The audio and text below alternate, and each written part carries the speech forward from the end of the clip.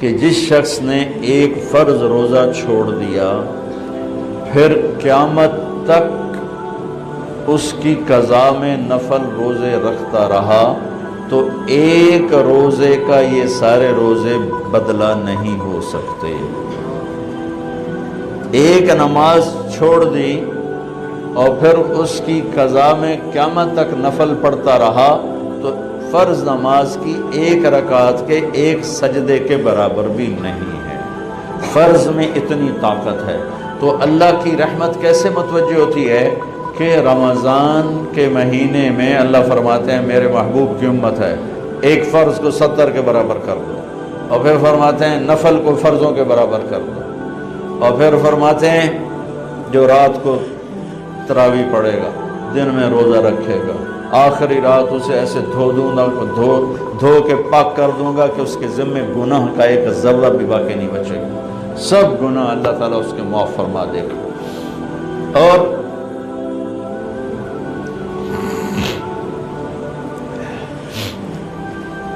میرے نبی نے فرمایا من صام رمضان ایمانا و احتسابا، دوسری بھی من قام رمضان ایمانا و احتسابا، جس نے روزہ رکھا اللہ کی رضا کے لیے، جس نے تراویح پڑھی اللہ کی رضا کے لیے، اس کے پچھلی زندگی کے سارے گناہ اللہ معاف فرما دیتا ہے۔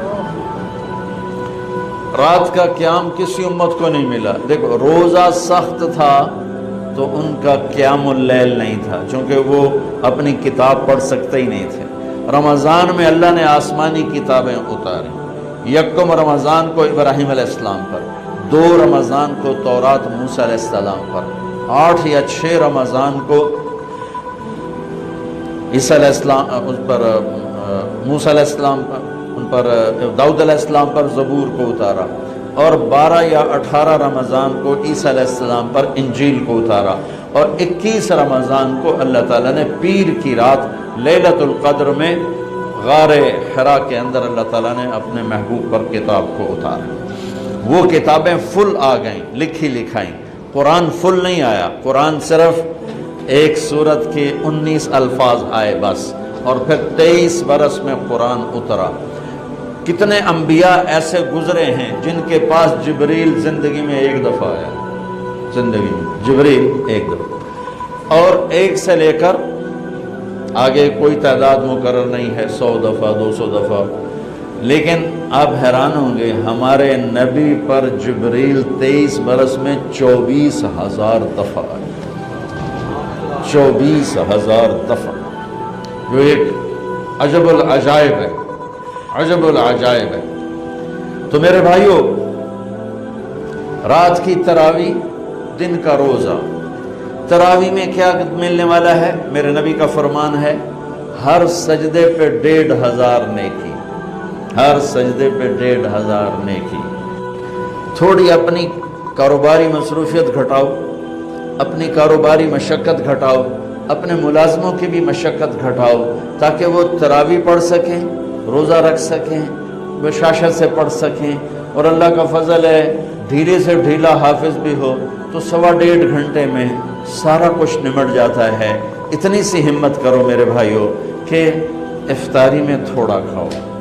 اگر تم پہلوانوں کی طرح شروع ہو گیا نا، پھر تو تم سے عشاء بھی نہیں پڑھی جائے گی، تراویح تم نے کیا پڑھنا۔ روزہ جسم کی فالتو چیزوں کو جلاتا ہے، روزہ ایک قوت پیدا کرتا ہے ایمانی شیطان کے خلاف۔ وہ کیسے پیدا کرتا ہے شیطان کے خلاف؟ اللہ تعالیٰ حلال کو بھی حرام کر دیتا ہے۔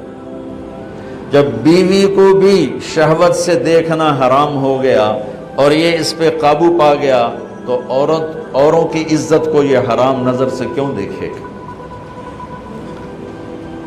جب یہ حلال کھانا چھوڑ گیا تو یہ جھوٹ کیوں بولے گا، یہ گالی کیوں دے گا، یہ غیبت کیوں کرے گا؟ جب یہ کان میں دوائی ڈالنا چھوڑ گیا کہ روزہ ٹوٹ جاتا ہے تو یہ اوروں کی غیبت کیوں سنے گا، اوروں کی برائی کیوں سنے گا؟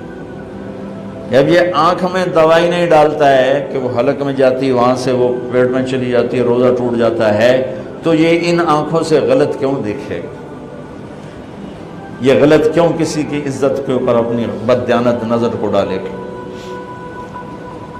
تو جب یہ اندھیرے میں بند کمرے میں ٹھنڈا پانی پڑا ہوا ہے اور ہاتھ نہیں لگاتا ہے اور اللہ کا دھیان اسے یاد ہوتا ہے کہ اللہ دیکھ رہا ہے، نہاتے ہوئے ہونٹ بند کر رہتا ہے کہ کوئی پانی کا قطرہ منہ میں نہ چلا جائے اور میرا روزہ نہ ٹوٹ جائے، خراب نہ ہو جائے، تو یہ جب اللہ کا اتنا دھیان اس کو نصیب ہو جاتا ہے کہ اللہ دیکھ رہا ہے، ورنہ کیا کسی کو کیا خبر کہ میں 2 گلاس پانی پیتا یا میں پیاس سے بول رہا ہوں۔ تو جب وہ اللہ کو اتنا اپنے دھیان میں لے آتا ہے کہ اللہ دیکھ رہا ہے، میں پانی نہیں پیوں گا، اللہ دیکھ رہا ہے، میں بیوی کو ہاتھ نہیں لگاؤں گا، اللہ دیکھ رہا ہے، میں کسی کی عزت پر بری نظر نہیں ڈالوں گا، اللہ دیکھ رہا ہے، میں کسی کی برائی نہیں سنوں گا، اللہ دیکھ رہا ہے، میں کسی کی برائی نہیں کروں گا، تو پھر جب یہ بازار میں جائے گا تو جھوٹ تو نہیں بولے گا، جب یہ تولے گا تو غلط تو نہیں تولے گا۔ ہاں یہ الگ بات ہے، بہت سے مجھے ملے کہ جب رمضان میں جھوٹ چھوڑ دیتے ہیں، اس کے بعد پھر شروع ہو جائے گی، رمضان میں رشوت نہیں لیتا ہوں، اس کے بعد پھر شروع ہو جاتا ہے۔ تو چلو شکر ہے 1 مہینہ تو مسلمان رہتے ہیں۔ اچھا اس کی وجہ کیا ہے کہ رشوت خور کہتا ہے جب رمضان میں نہیں، یہ نہیں، رمضان میں جھوٹ نہیں بولنا، رمضان میں صحیح تولنا ہے، رمضان میں غلط نہیں تولنا، کیوں؟ شیطان قید ہو جاتا ہے۔ رمضان میں نمازی کیوں بڑھ جاتے ہیں؟ شیطان قید ہو جاتا ہے۔ کسی امت کو یہ نہیں ملا کہ رمضان میں شیطان قید کیے جائیں، اس امت کو ملا رمضان میں شیطان قید ہو جاتے ہیں۔ کسی امت کو یہ نہیں ملا کہ رمضان میں جہنم کے دروازے بند ہو جائیں، اس امت کو ملا ہے رمضان میں جہنم کے دروازے بند ہو جاتے ہیں، جنت کے دروازے کھل جاتے ہیں۔ کسی امت کو یہ نہیں ملا کہ ان کے لیے ہر مخلوق دعا کرے، رمضان کے مہینے میں اس امت کو یہ ملا ہے کہ ان کے روزہ رکھنے والوں کے لیے چونٹیاں بھی دعا کرتی، پرندے بھی دعا کرتے ہیں، مچھلیاں بھی دعا کرتی ہیں، ہوائیں دعا کرتی ہیں، ہر شے دعا کرتی ہے روزہ رکھنے والے کی، اس امت کو ملا۔ کسی امت کو یہ نہیں ملا کہ آخری رات ان کی سب کی بخشش ہو جائے، اس امت کو ملا ہے کہ رمضان کی آخری رات سب کی بخشش ہو جاتی۔ کسی امت کو یہ نہیں ملا کہ جنت کی حوریں انہیں روزوں میں یاد کریں، اس امت کو ملا ہے کہ اللہ تعالیٰ جنت کو کہتا ہے کہ تو تیار ہو جا، میک اپ کر لے، میرے بندے آ رہے ہیں، دلہن بن جا، سج دھج کے مجھے دکھا دے تاکہ میں اپنے بندوں کو پیش کروں تحفے کے طور پر۔ یہ ہے تمہاری بھوک کا بدلہ، یہ ہے تمہاری پیاس کا بدلہ۔ بھوک پیاس، یہ ایک لغت کی بات یاد آ گئی۔ جس گھوڑے کو جنگ کے لیے تیار کیا جاتا تھا، جیسے آج بھی جن گھوڑوں کو ریس کے لیے تیار کرتے ہیں، انہیں تھوڑا کھلاتے ہیں، انہیں زیادہ بھگاتے ہیں۔ اور ہمارے بھی بچپن میں جب گھوڑوں کا دور تھا، ہمارے والد صاحب کے پاس ماشاءاللہ گھوڑے ہوتے تھے بڑے خوبصورت، تو ان گھوڑوں کو جب وہ تیار کرتے تھے سواری کے لیے تو پہلے ویسے ہی بھگا رہے ہوتے تھے۔ 2-4 جو ماہر لوگ تھے آج بھی میری نظروں میں آ گئے ہیں، اب تو سب قبروں میں چلے گئے، تو وہ گھوڑے کو بھگا رہے ہیں۔ میں کہتا ہے ایویں انہوں بجائی جاندے نے کی چھوٹے چھوٹے بالکل، اور پھر اس کے پیچھے نا ایک لکڑی وزن دار ڈال کے پھر اس کو خود اس لکڑی پہ بیٹھ کر پھر اس کو بھگا رہے ہیں۔ یہ کیا ہے رہے ہیں؟ اس کو سواری کے لیے تیار کر رہے ہیں۔ اگر پہلے دن ہی کاٹھی رکھ دو تو چاکے وہ مارے گا۔ تو جس گھوڑے کو جنگ کے لیے تیار کر دیا گیا ہو، یا آج کے دور میں سمجھ لو جس گھوڑے کو ریس کے لیے تیار کر دیا گیا ہو کہ یہ ریس کے لیے تیار ہے، اس کو کہتے ہیں خیل صائم، فرس صائم، روزے دار گھوڑا۔ روزے دار گھوڑے کا کیا مطلب ہے کہ یہ گھوڑا بھوک برداشت کر سکتا ہے، پیاس برداشت کر سکتا ہے، لمبی ریس کی تھکن برداشت کر سکتا ہے، دشمن سے بھڑ جائے تو تلواروں کی کاٹ برداشت کر سکتا ہے۔ اس کو خون بہتا بھی دکھایا جاتا تھا، گھوڑے کو خون بہتا دکھایا جاتا تھا، زخم لگا کے اوروں کو، جانوروں کو زخم لگا کے دکھایا جاتا تھا کہ اس کی آنکھ زخم دیکھے، خون دیکھے۔ ایک عرب شاعر کا شعر یاد آ گیا، یدعون عنتر والرماح كأنها اشتان بیر فی لبان الادهم ما زلت ارمیہم بغرۃ وجهه ولبانه حتى تسربل بالدم، کہ میں نے آج وہ کر کے دکھایا کہ دشمن کے خون سے میں نے بھی کپڑے پہنے اور دشمن کے خون سے میرے گھوڑے نے بھی کپڑے پہن لیے، یعنی دونوں ہم سرخ سرخ ہو گئے، خون آلود ہو گئے کہ میرا گھوڑا بھی سارے کا سارا پوری شلوار قمیض ہی اس نے خون کی پہن لی تھی، اس کو کہتے تھے خیل فرس صائم۔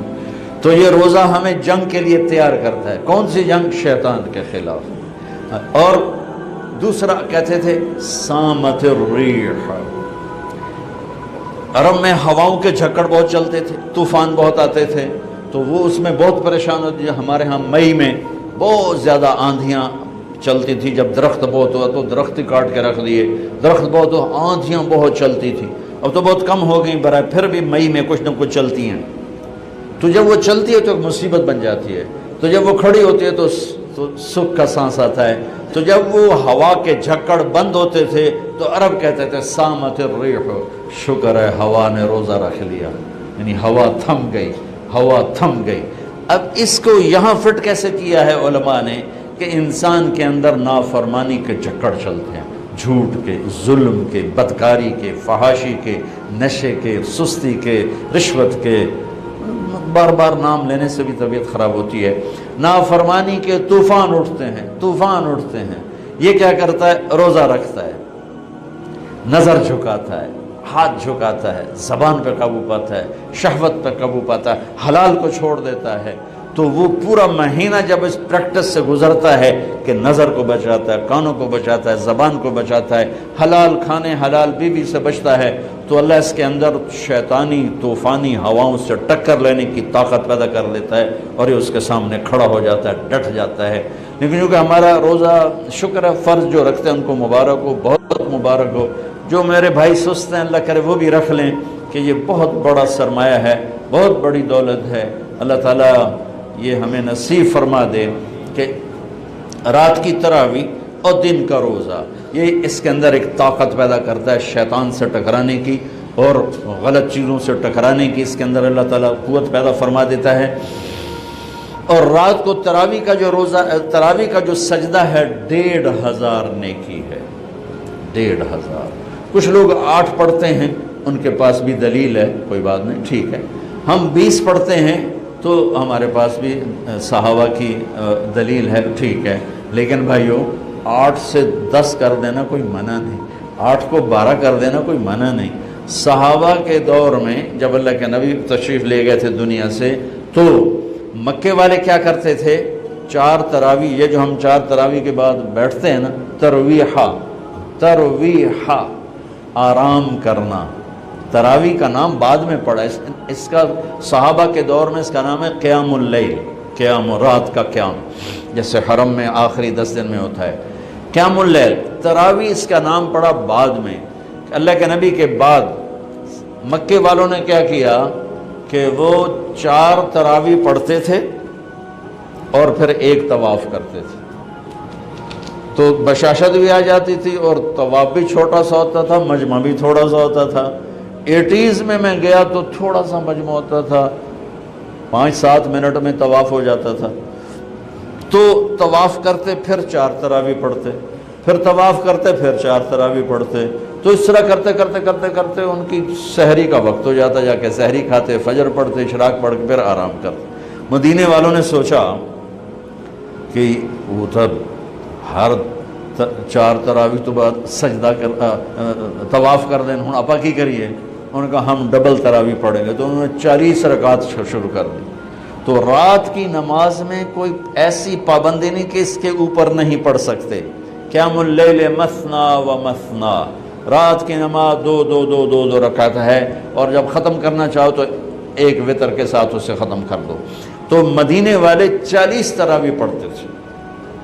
شیخ عطیہ سالم رحمۃ اللہ علیہ مدینہ کے بہت بڑی ہستی تھے، اور ان کا مسجد نبوی کے اندر درس ہوتا تھا، اور مجھے ان سے فائدہ اٹھانے کا موقع ملا کہ میں جب حج پہ جاتا تھا پہلے تو 1 مہینہ تقریباً مدینے میں قیام ہوتا تھا، تو روز میں ان کے درس میں جا کے بیٹھتا تھا۔ جب کہیں میرا کوئی بیان طے نہ ہوتا تھا تو وہ علم کا ایک بہتا ہوا دریا تھے، اللہ ان کے درجے بلند فرمائے، اور بہت عجب خزانے ان سے ملے جھولی بھرنے کے لیے۔ انہوں نے کتاب لکھی ہے صلاۃ التراویح، تراویح کی نماز۔ کس بات پہ لکھی ہے فرمانے لگے کہ میں دیکھتا ہوں 8 تراویح پڑھنے کے بعد بہت سے لوگ پیچھے جا کے بیٹھ جاتے ہیں، اور یہ نادان لوگ ہیں جو 8 تراویح پڑھ کے اور پیچھے جا کے بیٹھ جاتے ہیں۔ میں ان کے لیے یہ کتاب لکھ رہا ہوں کہ بے شک یہ بھی روایت ہے 8 تراویح کی اور 20 کی بھی، اور اس کی کوئی ایسی پابندی نہیں کہ 8 کے بعد پڑھنی ہی کوئی نہیں، میں جتی چاہ کے دوڑے جاندے رہے جی میں مغرو پتہ نہیں کوئی نہ پڑھ آ گیا۔ یہ قیام اللیل یہ بندگی کی رات ہیں، یہ بندگی کی راتیں ہیں، یہ عبادت کی راتیں ہیں۔ آپ 2 پڑھو تو بھی تراویح ہوگی، 4 پڑھو، 8 پڑھو، 10 پڑھو، 12 پڑھو۔ میں نے مدینے کا انہی کی کتاب سے بتا رہا ہوں صلاۃ التراویح، مدینے والے 40 رکعت پڑھتے تھے، اور تراویح کا لفظ ہی 12 سے اوپر پہ آتا ہے، چونکہ ترویحہ ایک آرام کو کہتے ہیں، تھوڑی دیر کے لیے آرام ترویحہ، ترویحتان 2 دفعہ آرام کرنے کو کہتے ہیں، اور تراویح 2 سے زیادہ دفعہ آرام کرنے کو کہتے ہیں۔ 8 تراویح پڑھی جائے تو اس پہ تراویح کا لفظ سادی کے نہیں آتا، بلکہ نا صلاۃ و ترویحتان ہوگا، ترویحتان۔ وہ 12 پڑھیں گے تو تراویح کا لفظ اس پر صادق آئے گا کہ 3 دفعہ آرام کرنے کو تراویح کہتے ہیں۔ یہ کوئی مطلب ہے کہ میں کوئی مناظرہ نہیں کر رہا ہوں، نہ ہی میری عادت ہے مناظرہ کرنے کی، لیکن جو 8 تراویح کو کہتے ہیں بس اس سے اوپر پڑھنی نہیں، ان کو یہ بتا رہا ہوں کہ یہ اپنا نقصان نہ کرو۔ تراویح کی نماز ہو رہی 20 پڑھو، تم نے گھر جا کے کرنا کیا ہے؟ صرف اوپر کے آدھا گھنٹہ اوپر لگ جاتا ہے اور آدھے گھنٹے میں ساری نماز نمٹ جاتی ہے، لیکن آپ کو ملتا کیا ہے؟ ہر سجدے کے بدلے 1500 نیکی۔ کیوں ضائع کرتے؟ یہاں چھوڑو، سب سے بڑی مسجد تو وہ اس نے بنائی ہے ملک ریاض صاحب، اللہ اس کو جزائے خیر دے، بڑا سخی آدمی ہے، اور سخی کی تعریف نہ کرنا بھی بہت بڑا بخل ہے، بہت سخی آدمی ہے۔ تو اس نے وہ بنائی ہے بحریہ ٹاؤن کی مسجد، وہاں ایک وہ ہو جائے، ایک اعلان ہو جائے اور ایک پوسٹ لگ جائے کہ جو ہماری مسجد میں آ کے نماز پڑھیں گے ان کو 1500 نہیں 150 روپیہ فی سجدہ دیا جائے گا۔ تسی اگلے دن تماشا ویکھے جے کی ہوندا ہے، جو سارا بحریہ ٹاؤن بلاک نہ ہو جاوے تو مینوں نہ پلوے۔ وہ جنہ کدی دادیاں نو پوچھیا نہیں، دادیاں نو موڈیاں تے چاہتے لے آون گیا، دادا میرے نال آیا، وہ آکے دو آگیا دادی نو میں آندا ہے، نانے نو میں چاہیا، نانی نو ایس چاہیا، تو لڑائی ڈنڈے شروع ہو جاؤں۔ میری قوم روپے کو جانتی ہے، نیکی کو نہیں جانتی۔ انہیں یہ پتہ ہے کہ پیسہ کیا چیز ہے، اس کے لیے جھوٹ بھی بولیں گے، اس کے لیے ہر غیرت کی حدوں کو توڑ دیں، نیکی نہیں جانتی۔ تو میرا نبی فرما رہا ہے تراویح کے ہر سجدے پہ 1500 نیکی لکھی جائے گی، اور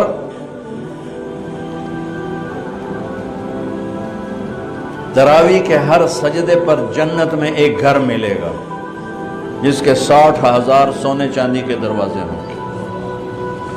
جس گھر دے 60,000 بو وہ تو فیصلہ آباد تو ہی بڑا ہوئے گا۔ اور ہر تراویح کے سجدے کے بدلے میں ایک درخت لگے گا جنت میں جس کے نیچے 100 سال عربی گھوڑا دوڑ سکے۔ بھائیو کیوں نقصان کرتے؟ 8 پڑھو کوئی مسئلہ نہیں، 10 پڑھو کوئی، 12 پڑھو، 20 کی 40 پڑھو کوئی مسئلہ نہیں، کیونکہ اس میں شریعت نے کوئی رکاوٹ نہیں بنائی۔ یہ رات کی نماز ہے، میں نے آپ کو مدینے والوں کا عمل بتایا، مکے والوں کا عمل بتایا کہ وہ طواف کرتے تھے، تراویح کے بعد طواف، اس سے یہ ترویحہ چلا ہے۔ اس کی یہ لفظ تراویح کا لفظ ہی بعد میں آیا ہے، ورنہ اصل نام قیام اللیل ہے۔ لیکن یہ کہنا کہ تراویح کی نماز ہی کوئی نہیں ہے تو بہت بڑی حماقت اور بہت بڑی نادانی کی بات ہے۔ اللہ تعالیٰ پوری امت 1400 سال سے ایک عمل کو لے کے چلی آ رہی ہے، اسے یوں کہہ دینا کہ نماز ہی کوئی نہیں، اتنی دلیری بھی ٹھیک نہیں اور اتنی شدت بھی ٹھیک نہیں کہ کوئی تراویح پڑھنے نہیں آیا تو کفر تے ہی فتویٰ لا دو، تو کافر ہو گیا، مردود ہو گیا، پتہ نہیں کیا کیا کرتے رہتے ہیں ہمارے خطیب۔ ایک نوجوان کہنے لگا خطیبہ نے ساڑھے کولو ساڑھا رب بھی کھو لیا۔ میں اتنا حیران ہوا، کیوں ڈرا مار چھڑیا نے، سن تو لگتا ہے رب بس لتر چاہی کھلوتا ہے تو مارنا ہی مارنا۔ میں نے کہا سنو، اللہ کے 99 نام ہیں. میں میرے ہر بیان میں تقریباً، آج میں نے روزے کی بات کرنی تھی تو وہ مضمون روزے کے مطابق میں نے بولا. اللہ کے 99 نام ہیں صفاتی. 99 کا مطلب یہ ہے کہ میرے نبی نے ایک روایت میں 99 نام گن کے سنائے کہ یہ اللہ کے ناموں میں سے نام ہیں. یہ نہیں کہ صرف 99. اللہ تو لامحدود ہے تو اس کی صفات لامحدود ہیں، تو اس کے نام بھی لامحدود ہیں.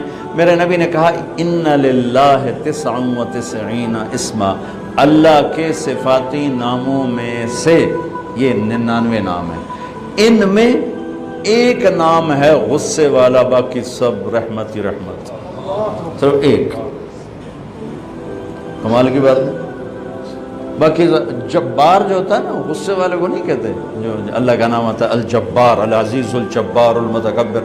جبار کا مطلب ہوتا ہے چھا جانے والا، غالب آنے والا. غصے کا مطلب ہم اردو میں کرتے ہیں، یہ تو بڑا جبار بندہ ہے، بڑا جابر بندہ ہے. ہم کہتے ہیں بڑا جابر بندہ ہے. یہ اردو میں جابر غصے والے کے لیے ہے، عربی میں جابر جوڑنے والے کو کہتے ہیں. ٹوٹے کو جوڑنے والے کو جابر کہتے ہیں، اور جبار چھا جانے والے کو کہتے ہیں. المہیمن چھا جانے والا. صرف ایک صفت بتا رہا ہوں، المنتقم انتقام والا. انتقام پھر غصہ بھی ہے، پکڑ بھی ہے، عذاب بھی. اچھا، تلوار کے اوپر اگر کور چڑھا ہوا ہو تو وہ کاٹے گی. موری شاہد بھی مارو تو کچھ نہیں ہوگا. میں نے کہتا نیرا پل پلا جیا بیٹا، گول مٹول جا. چھری کے اوپر کور چڑھا ہوا ہو تو چڑیا بھی نہیں مرے گی. چڑیا کو بھی زخم نہیں آئے گا، وہ بھی پھڑ پھڑا کے اڑ جائے گی. ٹھیک ہوگی بات. میں رحمت للعالمین پہ قربان جاؤں، انہوں نے اللہ کے ناموں کی فہرست جیسے ہمیں بتائی، ہم ویسے اس کو بیان کرتے ہیں. میں نے یاد کیا ہوا، میں سناتا رہتا ہوں. وہ المنتقم کو کہاں لائے؟ یہ رحمت للعالمین کو سلام ہے.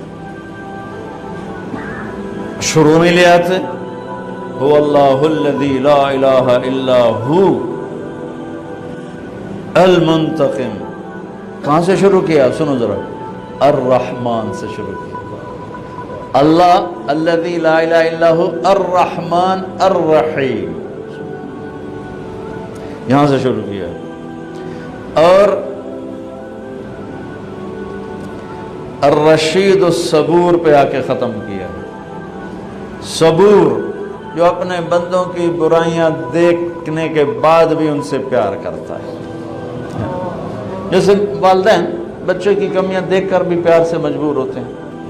اچھا، اب المنتقم اللہ لایا کہاں ہے؟ یہ میرے ہاتھ کو دیکھنا، یہ دو انگلیاں، یہ درمیان. اگر میں یوں کر دوں تو یہ درمیان والی انگلی بند ہو گئی نا، دونوں طرف سے بند ہو گئی. میرے نبی پہ قربان جاؤں، اللہ کے نبی المنتقم کو بیان کرنا چاہتے ہیں. اللہ نے جو کہا میں ہوں، اور ہے بھی صحیح. بھائی بعض لوگ ڈر کے سیدھے ہوتے، بعض محبت میں سیدھے ہوتے. تو یہاں ہے البر، یہ ہے التواب، یہ ہے العفو، یہ ہے الرؤوف. البر التواب، العفو الرؤوف. البر نیکی قبول کرنے والا، التواب اپنے بندوں پر سایہ کرنے والا، اپنے بندوں کو خود اپنی طرف کھینچنے والا اور توبہ قبول کرنے والا. العفو معاف کرنے والا. الرؤوف بہت ہی مہربان. اور بیچ میں المنتقم. المنتقم. تو میں نے کہا نا، تلوار پہ کور ہو تو اثر نہیں کرے گی. ایک مثال دے رہا ہوں، اللہ وللہ المثل الاعلی، اللہ تو ہر تشبیہ سے پاک ہے. چھری پہ کور ہو اثر نہیں کرے گی. میرے نبی نے المنتقم کو چھپا دیا، البر التواب العفو الرؤوف، بیچ میں منتقم، کہ وہ خود ہی اپنی غیظ و غضب کا جب اظہار کرنا چاہتا ہے تو ادھر العفو، ادھر الرؤوف، ادھر البر، ادھر التواب. چلو دفعہ چلو جا. ایک بدو آیا، یا رسول اللہ قیامت کے دن حساب کون لے گا؟ آپ نے کہا اللہ کا. موجہ ہو گئی. ہم نے کہا کیڑی گل دیا موجاں کہ سخی بادشاہ نپ کے بھی چھڑ دینا ہوں ان الکریم اذا قدر عفا ان الکریم اذا قدر عفا سخی بادشاہ نپ کے بھی چھڑ دینا ہے تو ایڈا وڈا بادشاہ ہے۔ تو بھائیو کچھ چیزیں آ گئیں، کچھ ابھی رمضان چلنا ہے، اعتکاف بھی رہ گیا ہے، صدقہ فطر بھی رہ گیا ہے، رمضان کے اعمال بھی رہ گئے ہیں۔ میں نے صرف روزے کو تھوڑا سا ہائی لائٹ کرنے کی کوشش کی۔ کوشش فرمائیں ہمارے روزے قبول ہوں، اور اس میں جو چیزیں اللہ کو پسند ہیں وہ کرتے جائیں گے تو انشاءاللہ روزہ قبول ہو جائے گا۔